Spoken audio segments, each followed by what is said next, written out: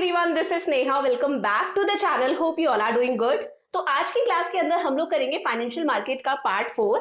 इस चैप्टर की 3 वीडियोस मैं ऑलरेडी अपलोड कर चुकी हूं। अगर अभी तक आपने वो वीडियोस नहीं देखी तो डिस्क्रिप्शन में सारी वीडियोस का लिंक मिल जाएगा, पहले वो वीडियोस देख लो, देन इस वीडियो पर आना। देखो, बिजनेस स्टडीज में अगर केस स्टडी सॉल्व करनी है तो कॉन्सेप्ट का क्लियर होना सबसे इंपॉर्टेंट है। बहुत सारे बच्चे मुझे बोलते हैं, इंस्टा पे भी बोलते हैं, यहाँ पर भी कमेंट्स में बोलते हैं, मैम समझ में सारा आ जाता है बट केस स्टडी सॉल्व नहीं होती। बेटा, केस स्टडी सिर्फ तभी सॉल्व होंगी अगर आपका कॉन्सेप्ट क्लियर है, अगर आपने सीक्वेंस के अंदर सारी चीजें पढ़ी हैं, डिटेल में सब कुछ पढ़ा है। शॉर्टकट कुछ नहीं है केस स्टडीज को सॉल्व करने का। हालांकि मैं कीवर्ड्स की वीडियोस भी बनाती हूँ, बट वो कीवर्ड्स वाली वीडियोस भी सिर्फ तभी यूजफुल है अगर आपका कॉन्सेप्ट क्लियर है, अगर आपको सारी चीजें क्लियर है, आपने डिटेल में पढ़ा है। तो यहाँ पर कोई शॉर्टकट नहीं है। आपको क्या करना है, सारी चीजों को डिटेल में पढ़ना है, सीक्वेंस में पढ़ना है।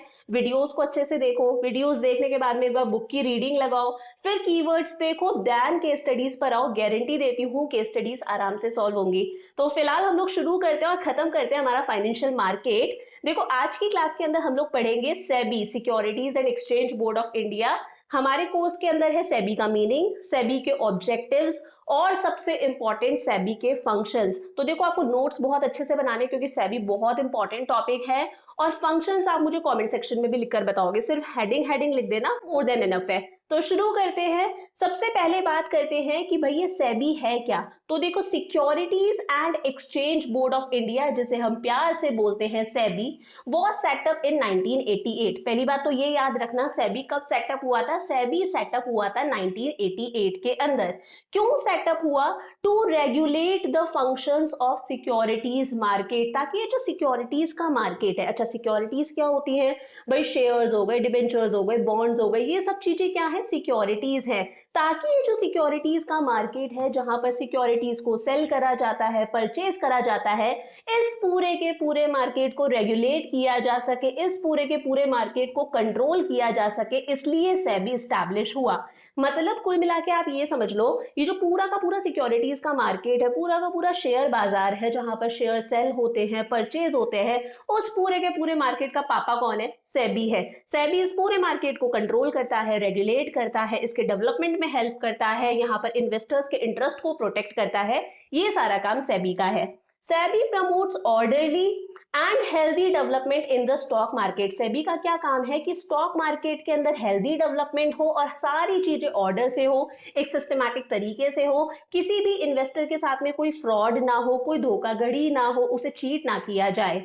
Initially, SEBI was not able to exercise complete control over the stock market transactions. अच्छा, SEBI कब establish हुआ था? 1988 में। बट शुरुआत के अंदर ये जो SEBI था, ये कंप्लीट कंट्रोल नहीं जमा पा रहा था स्टॉक मार्केट के ट्रांजेक्शन्स के ऊपर। ये कंप्लीटली स्टॉक मार्केट के ट्रांजेक्शन्स को कंट्रोल नहीं कर पा रहा था। It was only left as a watchdog to observe the activities. It was ineffective in regulating and controlling them. इसका काम सिर्फ क्या था? ये स्टॉक मार्केट के ट्रांजैक्शंस को ऑब्जर्व करता था कि चीजें किस तरह से हो रही हैं। स्टॉक मार्केट के ट्रांजैक्शंस को ये अच्छे से रेगुलेट नहीं कर पा रहा था, अच्छे से कंट्रोल नहीं कर पा रहा था, चीजें इसके हाथ में नहीं थी। सो इन May 1992, यानी कि 4 साल बाद में, SEBI was granted a legal status. SEBI को एक लीगल स्टेटस दिया गया। सेबी एक सेपरेट बॉडी है अब। It is a body corporate having separate legal existence. SEBI अब क्या है? एक सेपरेट बॉडी है जिसकी एक सेपरेट लीगल एग्जिस्टेंस है, कानूनी तौर पर इसकी एक लीगल एग्जिस्टेंस है। और परपीचुअल सक्सेशन है। परपीचुअल सक्सेशन का मतलब है चाहे इसके मेंबर्स मरे, चाहे इसके मेंबर्स जिए, कोई मेंबर जाए, कोई मेंबर आए, कोई मेंबर इंसॉल्वेंट हो, इनसेन हो, कुछ भी हो, इससे सेबी की एग्जिस्टेंस पे कोई फर्क नहीं पड़ेगा। सेबी चलता जाएगा, चलता जाएगा, चलता जाएगा, क्योंकि ये क्या है? एक सेपरेट लीगल बॉडी है। तो अब जब सेबी 1992 के अंदर इसे एक लीगल स्टेटस मिला, तब सेबी बहुत ही आराम से सिक्योरिटी मार्केट को कंट्रोल करने लगा, रेगुलेट करने लगा, अच्छे से देखने लगा कि इन्वेस्टर्स का इंटरेस्ट तो प्रोटेक्ट हो रहा है ना, किसी के साथ में कोई धोखा धोखाधड़ी तो नहीं हो रही। तो ये दो डेट्स आपको याद रखनी है कि एस्टैब्लिश कब हुआ था, 1988 में, बट 4 साल बाद में इसे लीगल स्टेटस मिला, इसे एक सेपरेट लीगल बॉडी बनाया गया ताकि ये अच्छे से स्टॉक मार्केट के ट्रांजेक्शन्स को कंट्रोल कर सके और रेगुलेट कर सके। तो ये हम लोगों ने देख लिया भाई सेबी है क्या, इसका काम क्या है। तो कुल मिला के याद रखना सेबी क्या है, सेबी पापा है। किसका पापा है, पूरे के पूरे स्टॉक मार्केट का, पूरे के पूरे सिक्योरिटीज के मार्केट का। इसका काम है पूरे के पूरे सिक्योरिटीज मार्केट को प्रोटेक्ट करना, उसे डेवलप करना, इन्वेस्टर्स के इंटरेस्ट को प्रोटेक्ट करना और सारी चीजें हेल्दी तरीके से चले ये मेक श्योर करके रखना। ठीक बात है। अब बात करते हैं सेबी के ऑब्जेक्टिव्स क्या है। ऑब्जेक्टिव्स मतलब होता है इसका गोल क्या है, इसका उद्देश्य क्या है, ये क्या करना चाहता है। The overall objective of SEBI is to protect the interest of investors and to promote the development of stock exchange and to regulate the activities of stock market। देखो जो मेन ऑब्जेक्टिव है सेबी का, securities and exchange board of India का, वो क्या है, अपने investors के इंटरेस्ट को प्रोटेक्ट करना, यानी कि ये मेक श्योर करके रखना कि यहाँ पर जो इन्वेस्टर है, जो सिक्योरिटीज खरीद रहा है, बेच रहा है, उसके साथ में कोई चीट ना हो, उसके साथ में किसी तरह का कोई फ्रॉड ना हो, किसी तरह की कोई धोखाधड़ी ना हो। तो इन्वेस्टर्स के इंटरेस्ट को प्रोटेक्ट करना। दूसरा काम क्या है इसका, to promote the development of stock exchange, stock exchange का डेवलपमेंट हो, ये जो सिक्योरिटीज का मार्केट है इस मार्केट का डेवलपमेंट हो और इसकी एक्टिविटीज को रेगुलेट करना। रेगुलेट मतलब स्टॉक मार्केट की एक्टिविटीज को कंट्रोल करना। To regulate the activities of stock exchange बता ही दिया क्या काम है इसका, स्टॉक एक्सचेंज की एक्टिविटीज को रेगुलेट करना यानी कि कंट्रोल करना। To protect the interest of investors, ये मेक श्योर करके रखना कि इन्वेस्टर्स के इंटरेस्ट को प्रोटेक्ट किया जाए, उनके साथ में कोई धोखाधड़ी ना हो और उनकी इन्वेस्टमेंट सेफ रहे। To prevent fraudulent activities and malpractices through its statutory regulations, SEBI बहुत सारे रूल्स और रेगुलेशंस बना के रखता है जो इसके मेंबर्स को फॉलो करने होते हैं, सारे ब्रोकर्स, अंडरराइटर्स वगैरह को फॉलो करने होते हैं, स्टॉक एक्सचेंज को फॉलो करने होते हैं। तो यहाँ पर सेबी ये मेक श्योर करके रखता है कि किसी तरह का फ्रॉड ना हो, किसी तरह की कोई माल प्रैक्टिसेस ना हो, किसी तरह की कोई गलत चीजें यहाँ ना हो। To regulate and develop a code of conduct for intermediaries, भाई ये इन्वेस्टर है और ये स्टॉक एक्सचेंज है, इनके बीच में जो इंटरमीडियरीज होते हैं, जो इन्वेस्टर्स को शेयर्स परचेज करवाने में और सेल करवाने में हेल्प करते हैं, उनके लिए सेबी ने एक कोड ऑफ कंडक्ट एस्टैब्लिश कर रखा है कि भाई आपको ऐसे ऐसे काम करना है। तो ये कोड ऑफ कंडक्ट किसके लिए है, इंटरमीडियरीज के लिए है, जस्ट लाइक ब्रोकर्स, अंडरराइटर्स, ये सब क्या होते हैं, इंटरमीडियरीज। तो ये क्या है, सेबी का ऑब्जेक्टिव है। कुल मिला के एक ही चीज सामने आई कि सेबी का काम है अपने इन्वेस्टर्स को प्रोटेक्ट करना, स्टॉक मार्केट को डेवलप करना, स्टॉक मार्केट की एक्टिविटीज को रेगुलेट करना और कंट्रोल करना। तो ये हो गए ऑब्जेक्टिव्स। अब आ जाओ बहुत इंपॉर्टेंट टॉपिक पर, फंक्शंस ऑफ सेबी, सेबी के क्या क्या फंक्शंस है, सेबी का क्या क्या रोल है। तो देखो जो सेबी के फंक्शंस है उन्हें 3 कैटेगरीज में डिवाइड करा है, 3 फंक्शंस है। एक होता है protective functions, second is developmental functions and third is regulatory functions. याद हो गया, सेबी के फंक्शंस को 3 कैटेगरीज में डिवाइड करा है, protective functions, developmental functions and regulatory functions. आगे बढ़ते हैं, सबसे पहले देखते हैं प्रोटेक्टिव फंक्शंस। देखो प्रोटेक्टिव फंक्शंस के अंदर सेबी क्या करता है, अपने इन्वेस्टर्स के इंटरेस्ट को प्रोटेक्ट करता है, ये मेक श्योर करके रखता है कि इन्वेस्टर्स के साथ में कोई धोखाधड़ी ना हो, उनके साथ में किसी तरह का कोई फ्रॉड ना हो, उनके साथ में किसी तरह की माल प्रैक्टिसेस ना हो, उन्हें कोई गलत तरह की इंफॉर्मेशन प्रोवाइड ना की जाए। तो पहला क्या है, चेक अ प्राइस रिगिंग। क्या, चेक अ प्राइस रिगिंग। अच्छा इसे मैं एक बार मेरे तरीके से समझाती हूँ, प्राइस रिगिंग का मतलब क्या है। देखो प्राइस रिगिंग का मतलब होता है जानबूझकर शेयर्स की, डिबेंचर्स की, बॉन्ड्स की, जो भी सिक्योरिटीज है, जानबूझकर शेयर्स की प्राइसेस को इंक्रीज करवाना या फिर डिक्रीज करवाना कुछ गलत प्रैक्टिसेस करके। कैसे हो सकता है समझना, देखो मैं हूं, सपोज मैंने किसी कंपनी के शेयर्स ले रखे हैं और मेरे साथ में 5-6 लोग और हैं, उन लोगों ने भी सेम कंपनी के शेयर्स ले रखे हैं और हमने उस कंपनी का एक शेयर खरीदा है सपोज 50 रुपीज का। हमने उस कंपनी का एक शेयर कितने का खरीदा है, 50 रुपीज का। बहुत सारे शेयर्स खरीद रखे, पर शेयर की प्राइस है 50 रुपए। हम हैं कुछ 7-8 लोग हैं। अब हम लोग चाहते हैं इस कंपनी के शेयर्स की प्राइसेस इंक्रीज हो जाए। हमने तो 50 रुपए में खरीदा, अगर इस कंपनी के शेयर्स की प्राइसेस इंक्रीज हो जाएंगी तो डेफिनेटली हमें प्रॉफिट होगा। अगर ये 50 रुपए का शेयर सपोज 200 रुपए का हो जाता है तो प्रॉफिट तो हमारा है, हमने 50 में खरीदा था, आगे फ्यूचर में बेचेंगे 200 रुपए में। तो हम लोग क्या करेंगे, सारे के सारे मिलके लोगों को बहकाएंगे, लोगों को गलत इंफॉर्मेशन देंगे, यार ये कंपनी बहुत सही है जिसमें हम लोगों ने पैसा लगा रखा है, हमें बहुत अच्छा रिटर्न मिल रहा है यार, 20% का रिटर्न मिल जाता है हमें हर साल, बहुत बढ़िया है, शेयर्स की प्राइसेस कंटिन्यू इंक्रीज हो रही है। तो इस तरह से हमें देखकर लोग क्या सोचेंगे, यार ये तो बहुत बढ़िया है, इस कंपनी के शेयर्स की प्राइसेस कंटिन्यू इंक्रीज हो रही है, ये कंपनी 20% रिटर्न दे रही है हर साल अपने जो इन्वेस्टर्स है उन्हें। तो बाकी लोग भी इसी कंपनी के शेयर्स की डिमांड करने लगेंगे।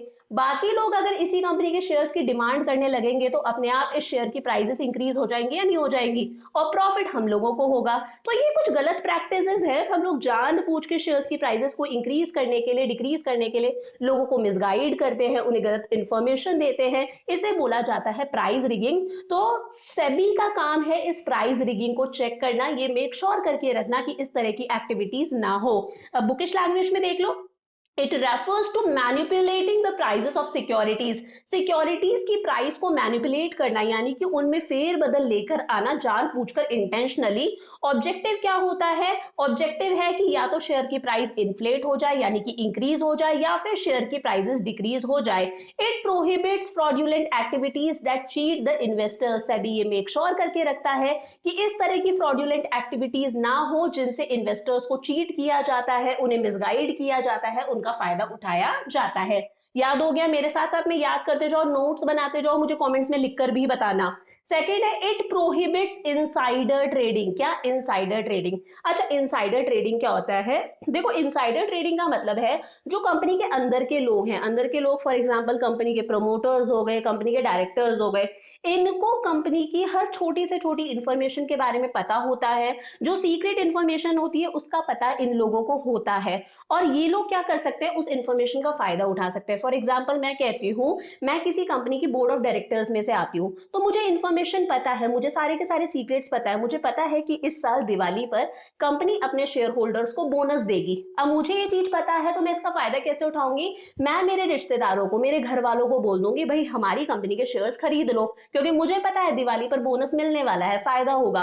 तो मैं मेरे घर में सबको बोल दूंगी, चाचा ताऊ वगैरह सबको बोल दूंगी कि भाई मेरी कंपनी के शेयर्स खरीद लो क्योंकि बोनस मिलने वाला है। तो इसे बोला जाता है इनसाइडर ट्रेडिंग। जो कंपनी के इनसाइडर्स होते हैं, जैसे डायरेक्टर्स होते हैं, प्रमोटर्स होते हैं, इनके पास में सारी की सारी सेंसिटिव इंफॉर्मेशन होती है जो सिक्योरिटीज की प्राइसेस को इफेक्ट कर सकती है। अब ऐसे क्या होगा, यहाँ पर लोग शेयर्स की डिमांड करने लगेंगे, मेरे रिलेटिव शेयर्स की डिमांड करने लगेंगे, और अपने आप उन शेयर्स की प्राइसेस क्या हो जाएंगी, इंक्रीज हो जाएंगी। तो सेबी ये मेक श्योर करके रखता है कि इनसाइडर्स ट्रेडिंग ना हो। अगर इनसाइडर्स सिक्योरिटीज को बेच रहे हैं, खरीद रहे हैं, तो सेबी उस पर स्ट्रिक्ट नजर रखता है, इन चीजों को चेक करता है कि किसी तरह की इनसाइडर ट्रेडिंग ना हो।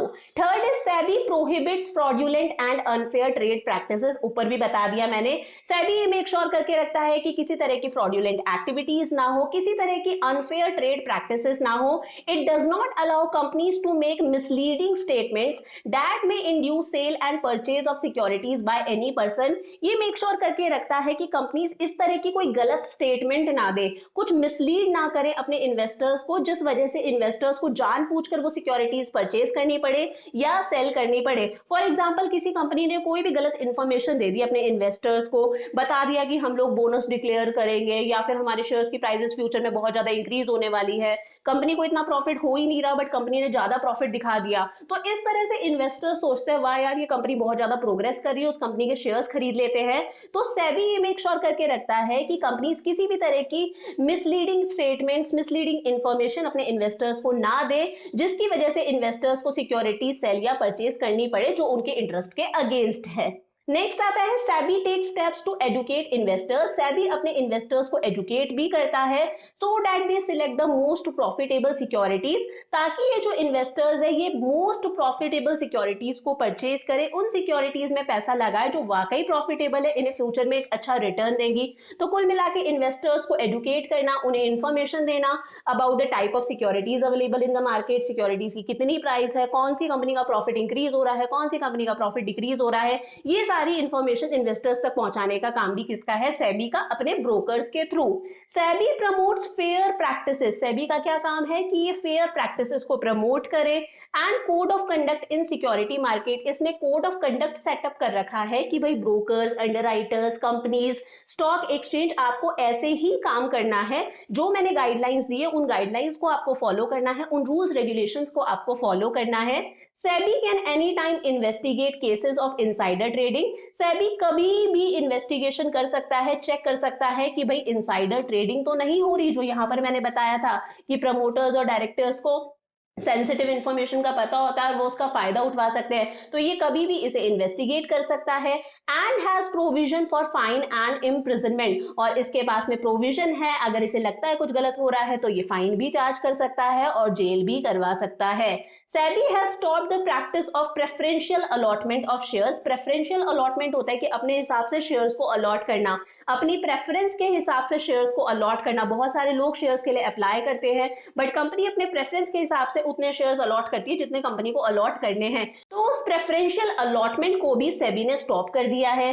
SEBI has issued the guidelines to protect the interest of debenture holders, जिस तरह से शेयर होल्डर्स के इंटरेस्ट के लिए सेबी ने बहुत सारी गाइडलाइंस इशू करी हैं, सेम ऐसे ही वो लोग जिनके पास में कंपनी के डिबेंचर्स होते हैं उन्हें बोला जाता है डिबेंचर होल्डर्स, इनके इंटरेस्ट को प्रोटेक्ट करने के लिए भी सेबी ने बहुत सारी गाइडलाइंस इशू करी है। तो ये हम लोगों ने देख लिए प्रोटेक्टिव फंक्शन कि किस तरह से सेबी अपने इन्वेस्टर्स के इंटरेस्ट को प्रोटेक्ट करता है।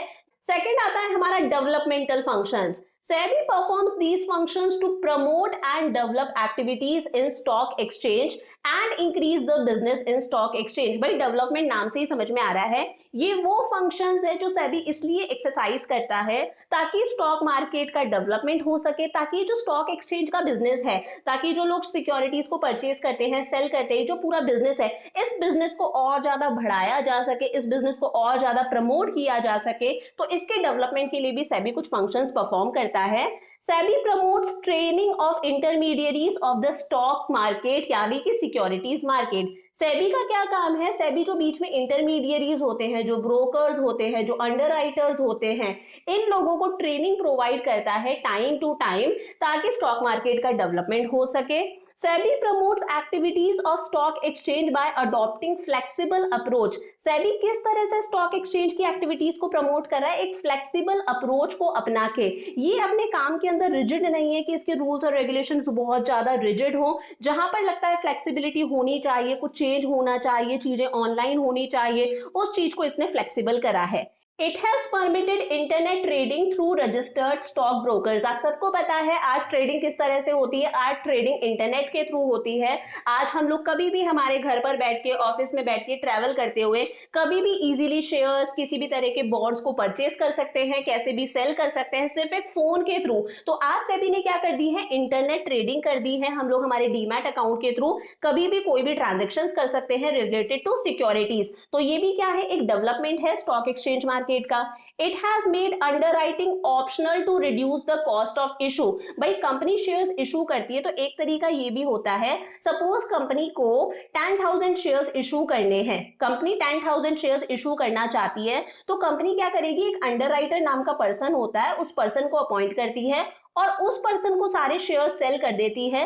अब इस अंडरराइटर की रिस्पॉन्सिबिलिटी है कि ये किस तरह से इन्वेस्टर्स को इन शेयर्स को सेल करता है, यानी कि क्या समझे, अगर कंपनी डायरेक्टली अपने शेयर्स पब्लिक को इशू नहीं कर पा रही है तो कंपनी एक अंडरराइटर को अपॉइंट करती है, इससे कंपनी अपना कमीशन देती है। कंपनी अपने सारे शेयर्स किसे सेल करेगी, अंडरराइटर को सेल करेगी, और अब इस अंडरराइटर की रिस्पॉन्सिबिलिटी है कि ये इन्वेस्टर्स को शेयर सेल करे। तो अब सेबी ने क्या कर दिया, ये जो अंडरराइटिंग का प्रोसेस है, जो अंडरराइटिंग है, इसे ऑप्शनल कर दिया है ताकि कॉस्ट ऑफ इशू कम आए, ताकि कंपनीज को अंडरराइटर्स को कमीशन ना देना पड़े। भाई अगर कंपनी खुद अपने शेयर्स डायरेक्टली पब्लिक को इशू कर सकती है, सक्षम है, तो कंपनी खुद डायरेक्ट इशू कर देना यार, अंडरराइटर्स की क्या जरूरत है। तो SEBI has made underwriting optional.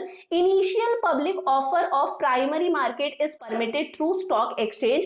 अब जो आईपीओ होता है कि कंपनी डायरेक्टली सिक्योरिटीज इशू करती है अपने इन्वेस्टर्स को, जो मैंने बताया था प्राइमरी मार्केट में होता है, जब कंपनी डायरेक्टली अपने इन्वेस्टर्स को सिक्योरिटीज इशू करती है, वो काम भी अब स्टॉक एक्सचेंज के थ्रू हो सकता है एज पर सेबी गाइडलाइंस। तो ये क्या है, डेवलपमेंटल फंक्शंस है जिनकी हेल्प से सेबी क्या कर रहा है, स्टॉक मार्केट का डेवलपमेंट कर रहा है। लास्ट है रेगुलेटरी फंक्शंस। रेगुलेटरी फंक्शंस के अंदर आता है कि किस तरह से सेबी स्टॉक मार्केट के ट्रांजैक्शंस को कंट्रोल करता है, रेगुलेट करता है, मॉनिटर करता है। SEBI has framed rules and regulations and code of conduct for intermediaries such as merchant bankers, brokers and underwriters। अगर हमें हमारे शेयर्स, डिबेंचर्स, बॉन्ड्स को सेल करना है या किसी से परचेज करना है तो उसके लिए हमें बीच में मीडियरीज की जरूरत होती है। ये इंटरमीडियरीज होते हैं, for example merchant bankers, brokers भी बोलते हैं, अंडरराइटर्स भी बोलते हैं। तो सेबी ने इन इंटरमीडियरीज के लिए कुछ रूल्स और रेगुलेशंस, एक कोड ऑफ कंडक्ट सेटअप करा है जो इन्हें फॉलो करना पड़ता है compulsorily. SEBI registers and regulates the working of stock brokers, trustees, share transfer agents, etc. SEBI क्या करता है, अगर कोई ब्रोकर के थ्रू हम लोग सेकेंडरी मार्केट में ट्रेड कर रहे हैं तो वो जो ब्रोकर है वो SEBI का रजिस्टर्ड ब्रोकर होना चाहिए। तो SEBI इन सब ब्रोकर्स की, ट्रस्टीज की, ये जो शेयर ट्रांसफर करने के लिए एजेंट्स होते हैं, इनको रजिस्टर करता है, इनकी वर्किंग को रेगुलेट करता है। अगर कोई कंपनी दूसरी कंपनी को टेक ओवर कर रही है, ये एक कंपनी है और ये एक कंपनी है, अगर ये कंपनी इस कंपनी को पूरा पूरा खरीद रही है यानी कि इसके 100% शेयर्स परचेज कर रही है, तो इस टेक ओवर पर, इस सेल पर भी सेबी की नजर होती है। सेबी इन एक्टिविटीज को भी रेगुलेट करता है। सेबी जब भी चाहे स्टॉक एक्सचेंज की ऑडिट कर सकता है। ऑडिट यानी चेक कर सकता है कि स्टॉक एक्सचेंज सही से काम तो कर रहा है या नहीं, जो भी वो चीजें दिखा रहा है, जो भी वो बैलेंसेस दिखा रहा है, वो बैलेंसेस सही तो है या नहीं है, कोई गलत प्रैक्टिसेस तो नहीं हो रही, कुछ मिसलीडिंग चीजें तो यहाँ नहीं हो रही, तो वो कभी भी ऑडिट कर सकता है, कभी भी इंक्वायरी कर सकता है स्टॉक एक्सचेंज की। SEBI registers and regulates the working of mutual funds. जिस तरह से वो ब्रोकर्स को रजिस्टर करके रखता है, उनकी वर्किंग को रेगुलेट करता है, कंपनीज के टेक ओवर पर ध्यान दे रहा है, सेम इसी तरह से सेबी जो म्यूचुअल फंड्स हैं उनको भी रजिस्टर करता है और उनकी वर्किंग को भी रेगुलेट करता है, कंट्रोल करता है। एक बार फटाफट से थोड़ा सा रिवाइज करवा देती हूँ मैं सिर्फ फंक्शंस रिवाइज करवा रही हूँ, फंक्शंस इंपॉर्टेंट है। हम लोगों ने प्रोटेक्टिव फंक्शंस देखा, तो प्रोटेक्टिव में क्या था, एक तो प्राइस रिगिंग को चेक करना, दूसरा क्या था, इनसाइडर ट्रेडिंग को प्रिवेंट करना कि भाई इनसाइडर ट्रेडिंग ना हो, जो डायरेक्टर्स हैं, प्रमोटर्स हैं, वो सेंसिटिव इंफॉर्मेशन का फायदा ना उठाएं, किसी तरह की फ्रॉडुलेंट एक्टिविटीज ना हो, अनफेयर ट्रेड प्रैक्टिसेस ना हो। इन्वेस्टर्स को प्रोटेक्ट करता है, इन्वेस्टर्स को एजुकेट करता है ताकि वो प्रॉफिटेबल सिक्योरिटीज के अंदर ही इन्वेस्ट करें, और मेक श्योर करके रखता है सारी चीजें एक प्रॉपर कोड ऑफ कंडक्ट हो, फेयर प्रैक्टिसेस हो, सारी चीजें सही तरीके से हो। इनसाइडर ट्रेडिंग को वो टाइम टू टाइम इन्वेस्टिगेट करता है। प्रेफरेंशियल अलॉटमेंट को उसने बंद कर दिया है और डिबेंचर होल्डर्स के इंटरेस्ट के लिए भी सेबी ने गाइडलाइंस इशू करी है। डेवलपमेंटल फंक्शंस की बात करें तो यहाँ पर वो क्या करता है, इंटरमीडियरीज यानी कि ब्रोकर्स हो गए, मर्चेंट बैंकर्स हो गए, जो अंडरराइटर्स हो गए, इन सबको ट्रेनिंग प्रोवाइड करता है। फ्लेक्सिबल है, फ्लेक्सिबल कैसे है, आज सेबी ने क्या कर दिया है, ऑनलाइन ट्रेडिंग कर दिया है, इंटरनेट ट्रेडिंग कर दी है, अंडरराइटिंग को ऑप्शनल कर दिया है, और प्राइमरी मार्केट के अंदर जब company for the very first time securities issue करती है अपने कस्टमर्स को, अपने इन्वेस्टर्स को, उसे भी सेबी ने परमिट कर दिया है कि ये काम भी स्टॉक एक्सचेंज के थ्रू हो सकता है। रेगुलेटरी फंक्शन के अंदर सेबी ने कुछ रूल्स और गाइडलाइंस, कुछ रेगुलेशन सेटअप करे हैं अपने इंटरमीडियरीज के लिए, फॉर एग्जांपल मर्चेंट बैंकर्स के लिए, ब्रोकर्स के लिए, अंडरराइटर्स के लिए, इन लोगों को वो रूल्स और रेगुलेशंस फॉलो करने पड़ेंगे। और ये कंपनी, अगर एक कंपनी दूसरी कंपनी को टेक ओवर कर रही है तो उसे भी ये प्रोटेक्ट करता है, कभी भी जाके स्टॉक एक्सचेंज की ऑडिट कर सकता है, इंक्वायरी कर सकता है, और सेम इसी तरीके से म्यूचुअल फंड्स को भी इसने रजिस्टर करा है और उनकी वर्किंग को भी ये रेगुलेट करता है, कंट्रोल करता है। तो ये हो गया हमारा फाइनेंशियल मार्केट समाप्त। अब एक बार एग्जाम के टाइम पर हम लोग फाइनेंशियल मार्केट का एक मैं वन शॉट भी बना दूंगी। अभी के लिए आपको क्या करना है, इन चारों पार्ट्स के अच्छे से नोट्स बनाने हैं, इन्हें लर्न करना है, जो चीजें याद हो जाती है, इंपॉर्टेंट चीजें जैसे मैंने बताई कि सेबी के फंक्शंस हो गए, इससे पहले हम लोगों ने स्टॉक एक्सचेंज पढ़ा था, तो ये कुछ कुछ इंपॉर्टेंट चीजें मुझे कॉमेंट्स में लिखकर भी बताया करो, ठीक है। अभी 2-3 महीने बाद में जब एग्जाम्स होंगे तो मैं इसका वन शॉट भी बना दूंगी, तो वन शॉट से रिविजन हो जाएगा। मिलते हैं नेक्स्ट वीडियो के अंदर किसी नए टॉपिक के साथ में। Bye for now.